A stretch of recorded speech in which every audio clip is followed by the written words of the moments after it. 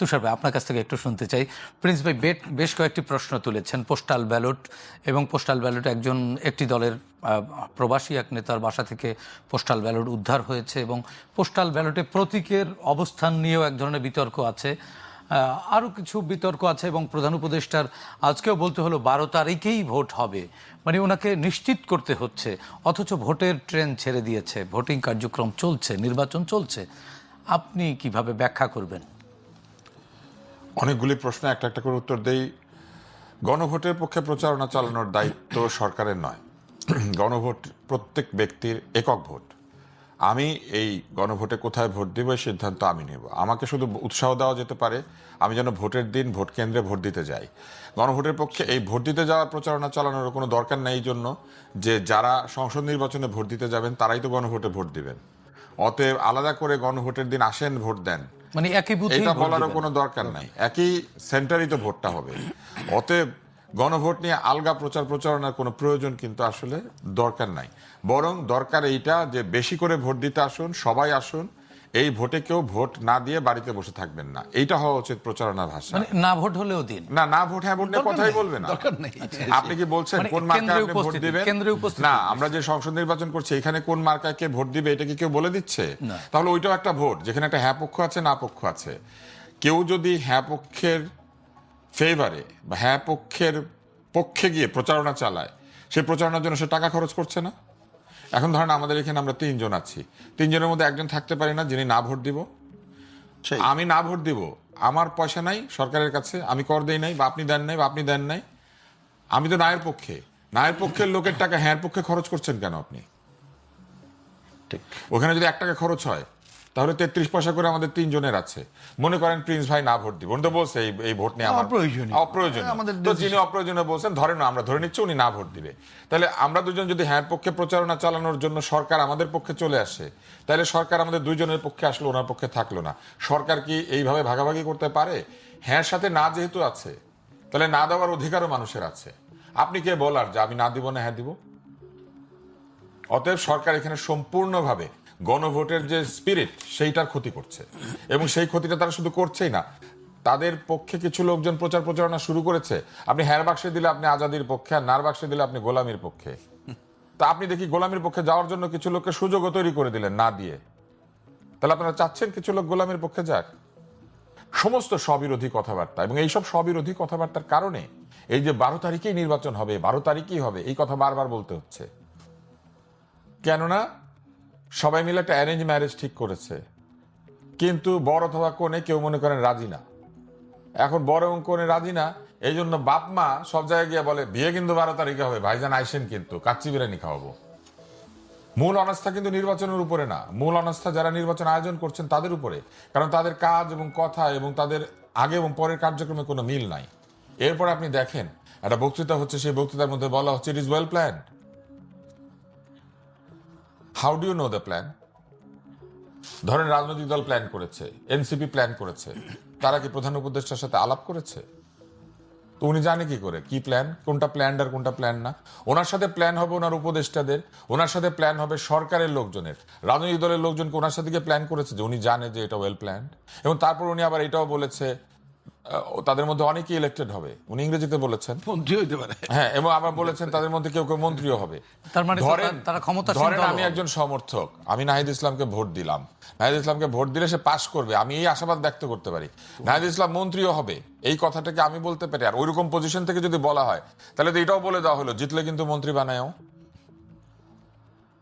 তো এটা তো সম্পূর্ণভাবে একটা দলের দিকে চলে যাওয়া, এবং উনি এখন থেকে দলের দিকে যাচ্ছেন না। It is very sad to say যে নির্বাচন কমিশন এখানে জগন্নাথের মতো আচরণ করছে। নির্বাচন কমিশনের আজকে একটা ব্রিফিং হয়েছে, সেই ব্রিফিংটা আমি দেখতে এখানে আসছিলাম। সেখানে উনি বলছেন যে 380টা অভিযোগ, সম্ভবত কাছাকাছি ফিগার হবে, যে এরকম নিষ্পত্তি হয়েছে, তার মধ্যে 277টা আপিলে জয়ী হয়েছে। চিন্তা করেন, তাদের এররের মার্জিন 75%।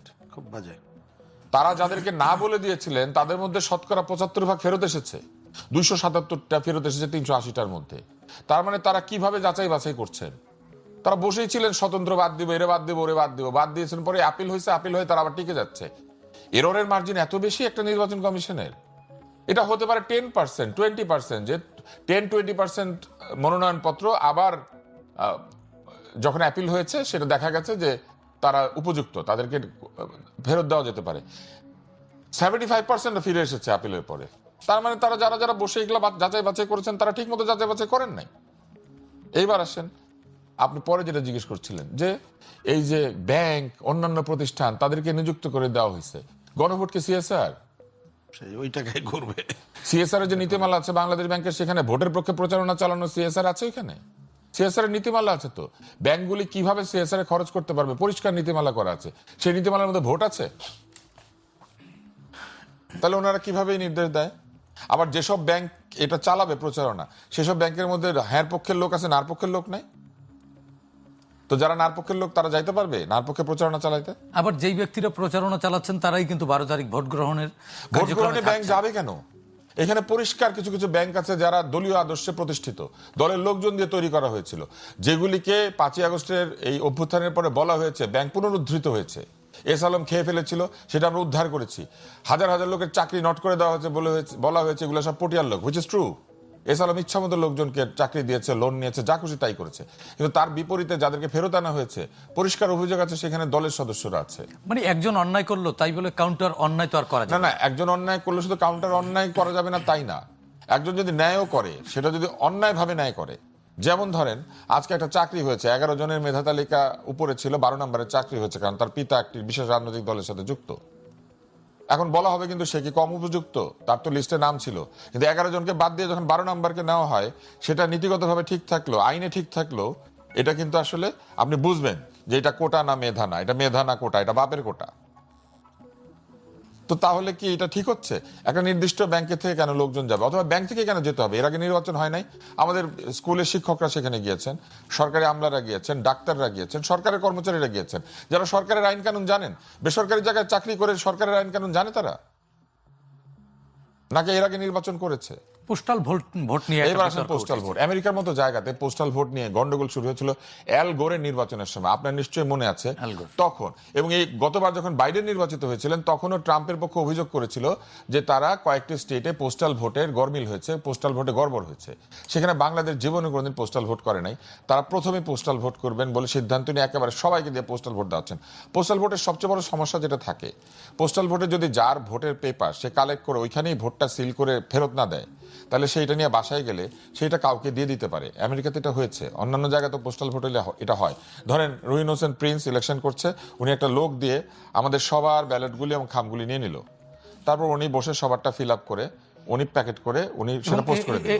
এই কাজটি তো হয়েছে মধ্যপ্রাচ্যে। কোন কাজটা হয়েছে আমরা জানি না, কিন্তু একজনের বাসায় কেন এতগুলি ব্যালট পাওয়া যাবে? এবং সেই ব্যালটের মধ্যে দৈব চয়নের ভিত্তিতেও যদি মার্কাগুলি দেওয়া হয়ে থাকে, তাহলে মনে রাখতে হবে যে প্রধান মার্কাগুলিকে অবশ্যই দৈব চয়নের বাইরে রেখে এমন একটা জায়গায় রাখতে হবে যাতে কোনো বিতর্ক স্থাপিত না হয়। আপনি দেখবেন ধানের শেষ খুঁজতে হয়, নৌকা তো নাই, একটা পরিচিত মার্কা নাই, কিন্তু ধানের শেষ খুঁজতে হয়। এবং ধানের শেষ বাদে অন্য যে মার্কাগুলি আছে তার মধ্যে সেইখানে দাড়িপাল্লা এবং শাপলাকলি সেইটা আছে ব্যালটের উপরের দিকে এবং হাত পাখা উপরের দিকে। কেন? দেবতা কি নিজের হাতে ওইখানে গিয়ে চয়ন করেছিলেন? এবং শুধু তাই না, এই পোস্টাল ভোট যখন পোস্ট হবে, সবগুলি পোস্ট একই সময় সবগুলি ব্যালট এসে পৌঁছাবে, ভোটের আগে এসে পৌঁছাবে নাকি ভোটের দিন পৌঁছাবে নাকি ভোটের পরের দিন পৌঁছাবে? এবং ওই এক নেতার বাসা থেকে অতগুলো ব্যালট যদি পোস্ট হয়, সেটি নিয়ে অলরেডি এই সুযোগ তো থেকেই যায়। যেসব দূতাবাস থেকে এগুলি করা হচ্ছে, সেই দূতাবাসের কোনো কর্মচারী যদি পক্ষপাত থাকে, আপনি সেটাকে কি করে তদারক করবেন? পক্ষপাত না থাকলে ভোট যেখান থেকে পোস্ট হবে সেখানে কি পোলিং এজেন্ট আছে দলগুলির? তাহলে এটা তো কেউ দেখছে না, কে কার ভোট দিয়ে দিচ্ছে কেউ দেখছে না। পোস্টাল ব্যালট এবং হানা ব্যালট, হানাও তো পোস্টাল হয়ে গেছে, কিন্তু এখানে ইতিমধ্যেই প্রবাসীরা প্রশ্ন তুলেছেন ভোটটি দেবেন কি করে। তারা এই পোস্টালে যেগুলো লেখা আছে ব্যালটে, এটি দিয়ে পরিষ্কার তারা কিছু বুঝতে পারছেন না, তারা ধারণা পাচ্ছেন না। একই সঙ্গে নির্বাচনের আগে এই ভোটগুলি সব নিয়ে এসে কার কাছে থাকবে, কিভাবে গোনা হবে, এই বিষয়গুলিকে আপনি পরিষ্কারভাবে জানেন? আমরা কেউই জানি না, আপনারা যারা আমরা কেউই জানি না, আমরা কেউই জানি না। এবং শুধু তাই নয়, পৃথিবীর বিভিন্ন প্রান্ত থেকে এই ব্যালটগুলি আসবে। এই ব্যালটগুলি আসবার পরে এটা যখন গোনা হবে, তখন সেই ব্যালটে আমরা যে ব্যালটটা দেখেছি সেখানে দেখলাম প্রায় সব মার্কা আছে। তাহলে এপিট ওপিট আসন বেপিট ভিত্তিতে এই মার্কা এবং এই ব্যালটগুলি কিভাবে ভাগাভাগি করা হবে, এটাও কি আমাদেরকে কেউ পরিষ্কারভাবে জানিয়েছে? কারণ ব্যালটের উপরে তো আসন লেখা নাই। না। তাহলে এগুলা অনেক জায়গায় ধোঁয়াশাপূর্ণ অবস্থায় আছে এবং নির্বাচন কমিশন এরকম একটি কাজ করছেন।